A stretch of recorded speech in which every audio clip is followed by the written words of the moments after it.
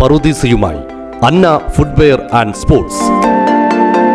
കനറ ബാങ്കിന് എതിർവശം main road, Chelakkara.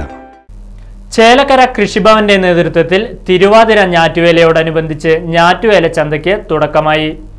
Chelakkara bus stand പരിസരത്ത് ജൂൺ 24-25 തീയതികളിലായാണ് ഞാറ്റുവേല ചന്ത സംഘടിപ്പിച്ചിരിക്കുന്നത്.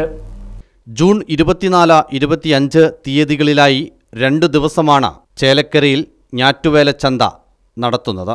ബസ് സ്റ്റാൻഡ് പരിസരത്ത് നടന്ന പരിപാടി ഗ്രാമപഞ്ചായത്ത് പ്രസിഡന്റ് MK പത്മജ ഉദ്ഘാടനം ചെയ്തു.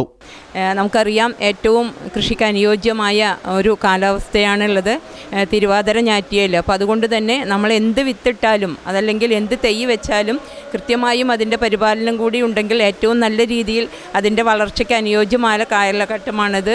നമ്മളെല്ലാ വർഷവും വളരെ വിപുലമായ രീതിയിൽ നമ്മൾ നടത്താറുണ്ട്. ഇപ്രാവശ്യവും അഗ്രോ സർവീസിൽ നിന്നുള്ള വിത്തുകളും അതുപോലെ തന്നെ ചെടികളുമാണ് ഇവിടെ എത്തിയിരിക്കുന്നത്. പരമാവധി നമ്മുടെ ആളുകളെല്ലാം തന്നെ ഇത് പരമാവധി പ്രയോജനപ്പെടുത്തുക. നമുക്കറിയാം, ദൂരത്തു നിന്നൊക്കെ തൈ കൊണ്ടുവന്ന് നമ്മൾ വെക്കൽ സാധാരണക്കാരായ നമ്മൾ ചെയ്യില്ല. അപ്പോൾ ഏറ്റവും നല്ല തൈയാണ് ഇവിടെ എത്തിയിരിക്കുന്നത്. അത് പരമാവധി നമ്മുടെ കർഷകരെല്ലാം പ്രയോജനപ്പെടുത്തേണ്ടതുണ്ട്. വികസനകാര്യ standing committee chairperson KK Sreevidya ചടങ്ങിൽ അധ്യക്ഷയായിരുന്നു. നമ്മളെല്ലാ പ്രാവശ്യവും തൈകൾ വാങ്ങി നമ്മൾ എല്ലാ വർഷവും വെച്ച അതേ കുഴിയിൽ തന്നെയാണ് നമ്മൾ ഓരോ കൊല്ലും ഇവിടുന്ന് വാങ്ങിക്കൊണ്ടുപോകുന്ന തൈകൾ വയ്ക്കുന്നത്.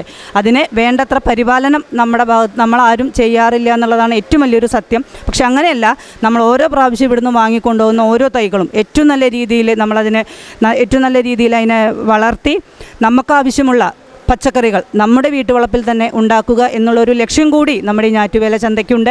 അപ്പോൾ എന്തായാലും ഈ പരിപാടിയിൽ പങ്കെടുത്തുകൊണ്ടിരിക്കുന്ന മുഴുവൻ പേർക്കും എല്ലാവിധ നന്മകളും ഉണ്ടാവട്ടെ എന്ന് ആശംസിച്ചുകൊണ്ട് ചേലക്കര കൃഷി ഓഫീസർ CR രേഖ, പഴയന്നൂർ കൃഷി അസിസ്റ്റന്റ് ഡയറക്ടർ ജോസഫ് ജോൺ, ഗ്രാമപഞ്ചായത്ത് അംഗങ്ങൾ, കുടുംബശ്രീ, പാടശേഖര സമിതി, കാർഷിക വികസന സമിതി, പച്ചക്കറി ക്ലസ്റ്റർ ഭാരവാഹികൾ തുടങ്ങിയവയുടെ പ്രതിനിധികളും പരിപാടിയിൽ പങ്കെടുത്തു. കാർഷിക വിളകളായ തെങ്ങ്, കമുക്, ഫലവൃക്ഷത്തൈകൾ, പച്ചക്കറി, ചെണ്ടുമല്ലി, കിഴങ്ങുവർഗ്ഗങ്ങൾ തുടങ്ങിയവയുടെ നടീൽ വസ്തുക്കളും പച്ചക്കറി വിത്തുകളും തൈകളും മറ്റു ഉൽപാദന ഉപാധികളും ഇവിടെ തയ്യാറാക്കി വെച്ചിട്ടുണ്ട്.